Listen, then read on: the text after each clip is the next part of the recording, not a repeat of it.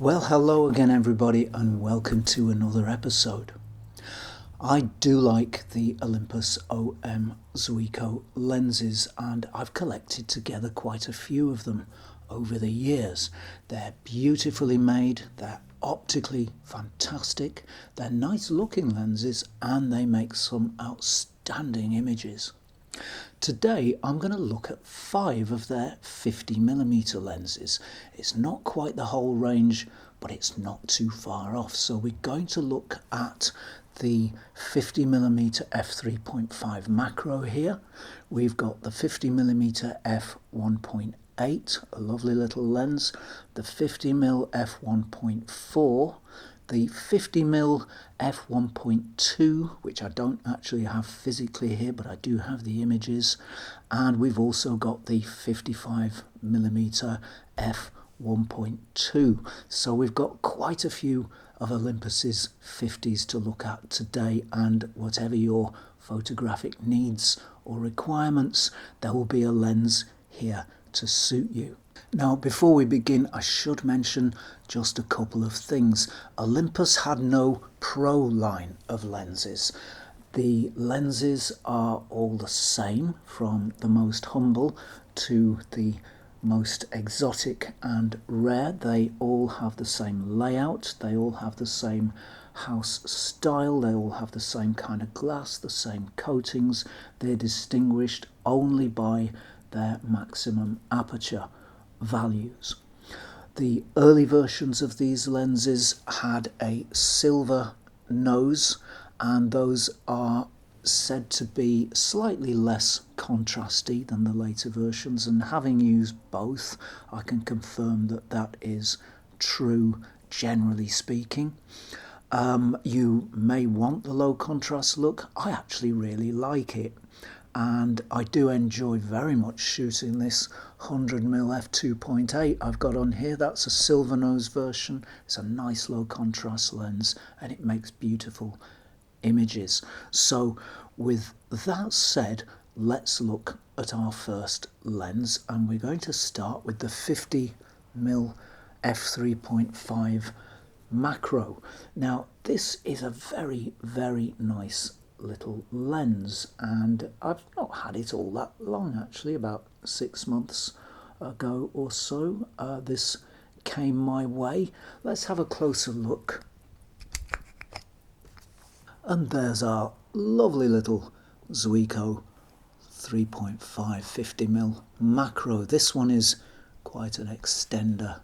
It does extend quite some way between its furthest and nearest distances. That's at its nearest distance when it's extended the most, and we take it back here and it comes back to infinity. Like all the Zuikos, it's beautifully made. The quality of construction is absolutely outstanding.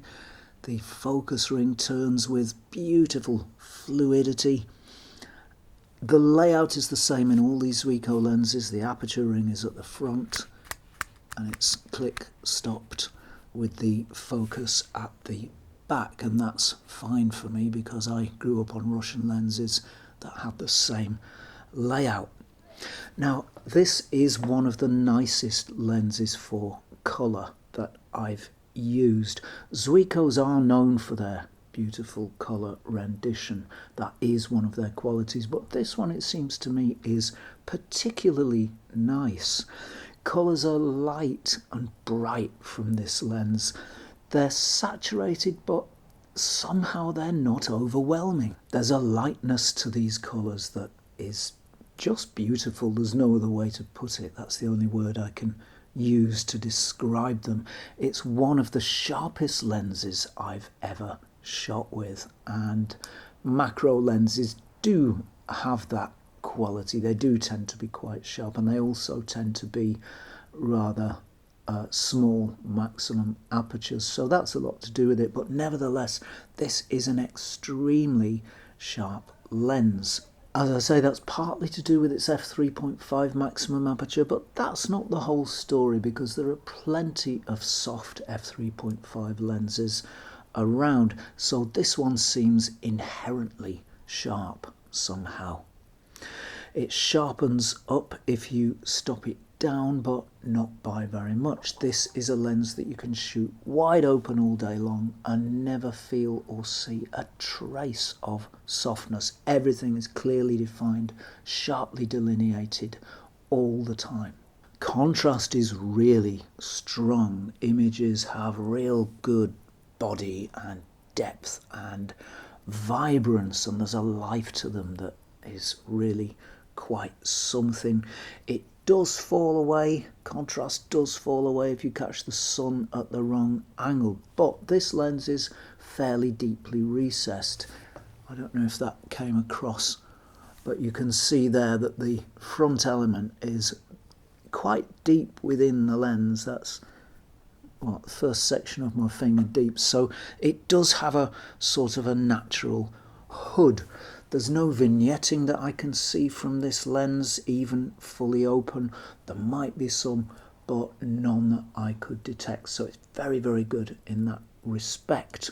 Background blur is very nice too. It's lovely and soft and gentle, and it has a very, very nice quality. There isn't much of it at longer distances because it's a fairly slow lens with a maximum aperture of f3.5, but this lens goes a lot closer than most, so of course the closer you go the more blur you get, and this lens can go so close that it really does make some quite considerable blur at those shorter distances. Don't forget, of course, this lens is a macro lens with 1:2 magnification. Other macro lenses go to 1:1, but they're a lot more expensive than this one, and you really can make some really nice close-up shots with this lens, and I've had a lot of fun shooting it. A good one will cost you between £100 and £150. You can find them cheaper than that, though. If you want to find the bargains, you're going to need to look every day. Be patient and persistent, but you should be able to bag a nice version of this lens for around about £100 or less if you're lucky. Now, the next lens we're going to look at is probably the most common Zuiko lens. It was available as a kit lens for pretty much all the Olympus SLRs, whether that was the OM1, 2, 3 or 4, or the more consumer-oriented models, the OM10 and 20, etc. So there are a lot of these lenses about. In my opinion, this is one of the nicest vintage 1.8s that are available just now. It gives my gold standard for 50mm lenses. That's the Carl Zeiss Jena Pankolar, a run for its money. And any lens that can do that has got to be pretty good. If you want a really good lens without breaking the bank, there are very few better than this. Let's take a closer look. Let's have some focus, thank you. And there is, if we can see it clearly, there is our lovely little Olympus 1.8 50mm. It's tiny. Look how small that lens is. It's really, really small. It's not quite a pancake, but it's not far off when it's folded or wound back to its minimum focus distance. That is a really small, pocketable, take anywhere, go anywhere lens. It does extend to roughly, I don't know, maybe not quite twice its size, but it's still very small. It has the same house style, if you look, same Olympus house style that the 3.5 had. You can see the visual similarity there. You can also see how much taller the 3.5 is and how small the 1.8 is. So that really is quite a difference in size there. Image quality from this little lens really is outstanding. Some reviews seem to think it the poor relation to the 1.4, but I don't agree. I think this is a very fine lens in its own right. It's another wide open lens. It's a lens that you can shoot all day long at its maximum aperture and not see any softness in your images. It's not quite as sharp as the 3.5 wide open, but if you stop it down just a little way to 2.8 or even to f4, it really sharpens up and becomes absolutely bitingly sharp. For my money, this is one of the sharpest vintage 50s you can buy, and as I say, it does compare very well to the Carl Zeiss Jena Pancolar. It lives up to the Olympus reputation for colours. Colours are stunning, beautiful, outstanding from this lens. They are bright, they are saturated, they are full of life and energy and fizz. Generally, there is a light and bright feel, and in fact, in this regard, it's just like the 3.5. I think the images are very similar, certainly in terms of colour and feel from these two lenses. Colour and feel of this kind, in my experience, are fairly rare in a kit 50mm, so this really is quite a special little optic. Some reviews claim that background blur can be a little harsh, but I just don't find that personally. It does have a couple of spots where a bit of harshness creeps in, but I've never shot a vintage lens that doesn't. Even the fairly rare and expensive ones that I've been privileged to be able to shoot still have harsh spots here and there, so this little Olympus is no different, and it doesn't have many harsh spots.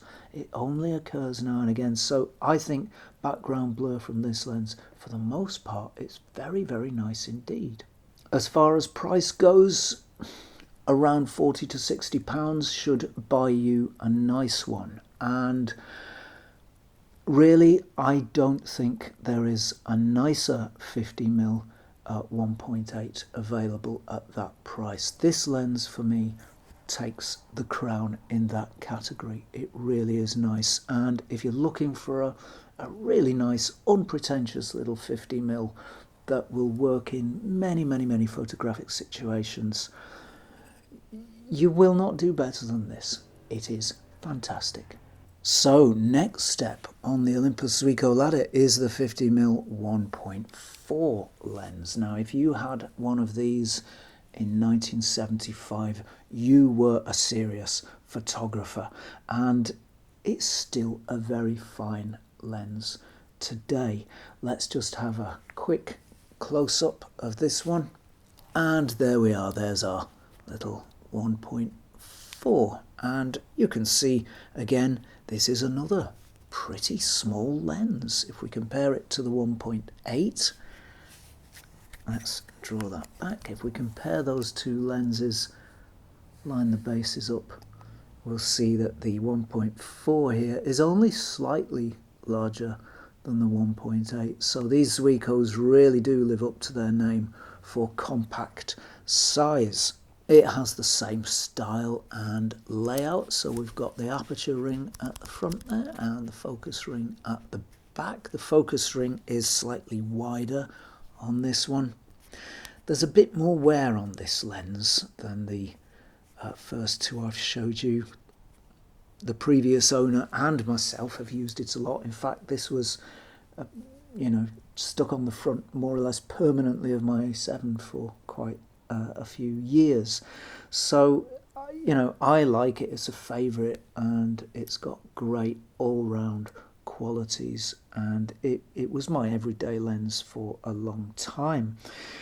It's sometimes criticised for being a bit soft, wide open. I personally never found it lacking in sharpness as such though, and I almost always shot it wide open. It does sharpen up, of course, if you stop it down, as any lens will, but I think wide open, you can shoot this lens no problem at all and not end up with images that look particularly soft. In fact, they maintain a very good degree of sharpness, at least in my opinion. It does have a different colour signature to the 3.5 and the 1.8 in fact, and the colours from this lens seem a little bit fuller, a little bit deeper. They're still light and bright, but somehow a little less playful, a little more serious, if that makes any sense. And it might be slightly warmer too. I think the other two are just a little bit cooler than this one is. It's one of my favourites for colour. Colours are lively, bright, saturated, quite beautiful in fact, but with that slightly deeper feel to the first two lenses. The blur from this lens is very nice indeed, and it is a little bit better controlled than it is in the 1.8, and there are less points where the image will become a little harsh, or the blur will become a little harsh. The harsh spots are very few and far between, and generally speaking blur is pretty much smooth throughout the range. It does show some fairly heavy vignetting wide open though. That's very common in vintage wide aperture lenses. It's much better at 2.8 and it's gone by f4, so if you don't like that, then you can always stop this lens down. Personally, I don't mind it. It can add a bit of a dynamism to a shot, or focus attention on a certain area, so it's not always unwelcome, but if it is stopped down to 2.8, it's almost gone. The cost of this lens, well, you can find these on sale from around £80 to around £120 or so. At £80 to £100, it's a good buy. If you have to pay any more than that, then it really needs to be an absolutely mint example in its original box. So I wouldn't go too much over £100 when you're buying one of these. As always, don't pay overinflated buy it now prices. Look at the auctions, be patient, and look every day, and you will find the bargains, and you should be able to find a good one of these for around £100 or thereabouts. So finally we come to the f1.2 lenses, of which there were two. This 55mm was the first OM f1.2 lens.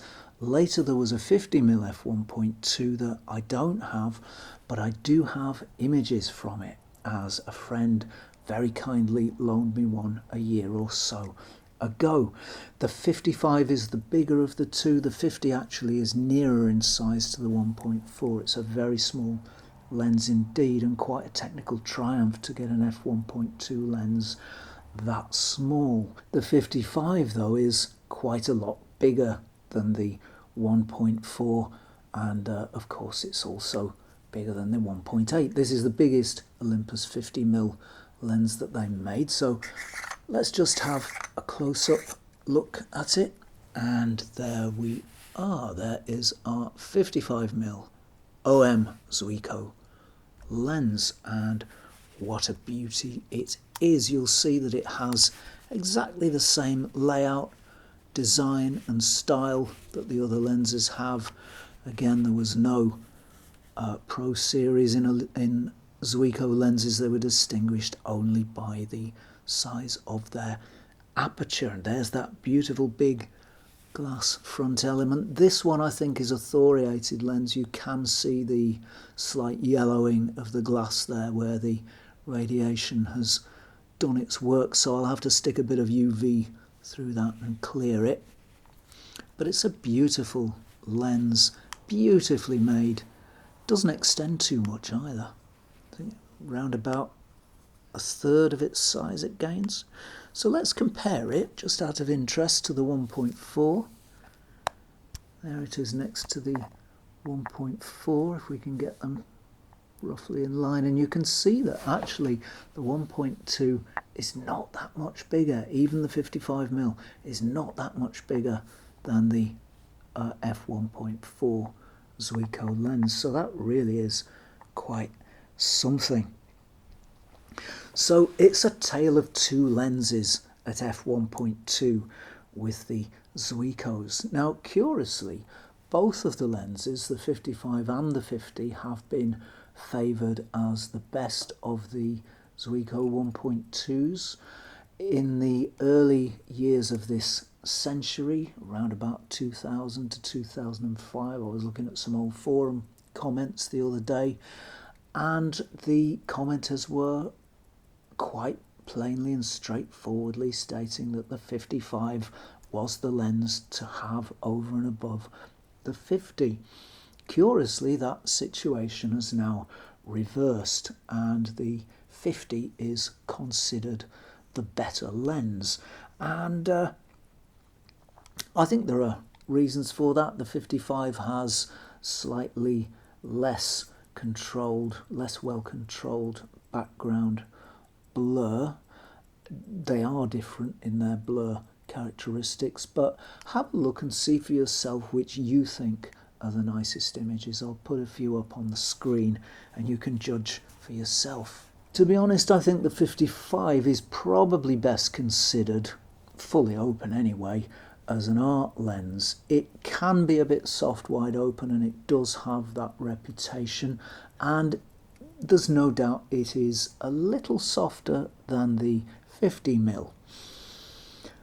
I think it's sharp enough, but that might not be everybody's cup of tea. If that's the case, it does get really sharp if you stop down to f2. Just one stop is enough to turn this lens into a bitingly sharp lens. I'm sorry I'm using that cliche, but it is appropriate here.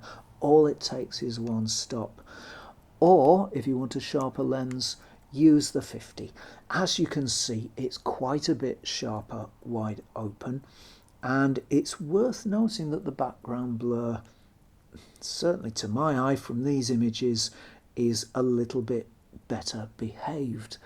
The 55 is said to have energetic background blur, and it can be a bit busy, but it can be really beautiful too, at least I think so, and it's certainly got plenty of character. You couldn't say that this 55mm lens is a lens that is lacking in character. It has that by the bucketful. Both of the f1.2 lenses have different colour signatures. The 50, to my eye at least, seems nearer to the lighter and brighter feel of the 3.5 and the 1.8, whereas images from the 55 feel rather more dramatic, a bit more solid, a bit more substantial. The 55 seems to really boost colours, so images can be very highly saturated. I think quite a bit more so than the 50, and that is a characteristic that I really like from this lens. I think maybe it's that thoriated glass doing its job. So I guess each of these lenses has different strengths in different areas. Now, the last time I compared these two lenses, which was about a year ago, I said that I preferred the 50mm. But this is a different 55mm. I actually sold the one I used to own and bought this one recently. This is an earlier lens, and it's a rather nicer one too. I don't know if there were production differences between the two, or whether my first lens might have had a little bit of haze or another fault. I certainly couldn't see any looking through it, but it may have had a fault. I don't know. But this 55 closes the gap, and I think maybe I just prefer it.